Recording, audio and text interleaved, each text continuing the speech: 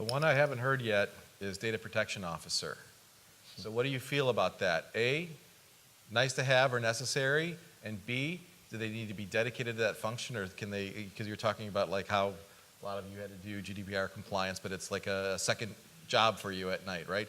So is this something that the CIO or the CSO or somebody else can do, or do we need somebody absolutely just dedicated to So like a true lawyer answer, I'll say it depends. Okay. But I think it depends. And as a true lawyer, I'll say that's not acceptable. But I think we can put it in columns.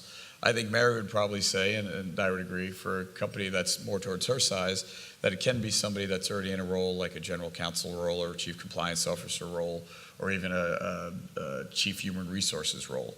For a company that's a global organization or a public company, I think it's a must-have. I think it's a necessity.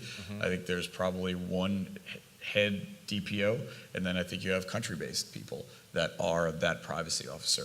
I think, again, when you're looking at potential of 4% of revenue, even though the likelihood of a total 4% fine would have to just be, you would have to be blatantly skirting every single, nothing. You've done nothing for the GDPR probably in order to get a 4% fine. But just having that potential, why not? Yeah. It's very small. It's a very, very small insurance policy.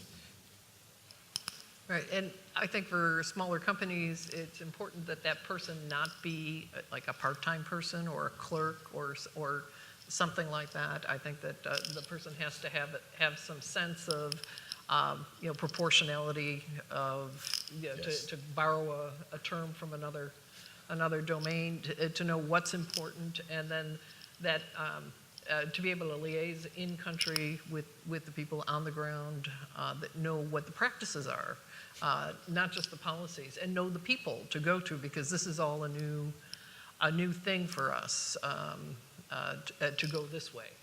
We've been, shall we say, maybe not as compliant with privacy in the past in the United States, and I don't think, I think that there are some of us that know our way around a little bit better than others, but I think in large part people are finding their way for the first time. Sure. Yeah. I think to your point, they must have the gravitas. They can't be part-time. If you're going to ever fight a fine or make any stand, you're going to have to say this person's not part-time. They have the gravitas. They are somebody that can tell people within the organization and create alignment. Institutional authority is the way I look at it. Gravitas Exactly. is a good way. I think you've got to look at, there's a big difference between a chief privacy officer and a data protection officer. And this is something that seems to get lost in translation a lot of the time. So a data protection officer is designed to be an independent entity within an organization which supports the highest level of management and has the right skill sets and resources to execute their role. Their primary focus is actually the protection of the individual's data who the organization is processing. Okay? So if the organization is doing something that they shouldn't do, the data protection officer says, don't do that, they, in theory, should go to the regulator and say, you know what, the organization I work for isn't doing the things I'm telling them to do to protect the individuals, and there's a high risk of harm.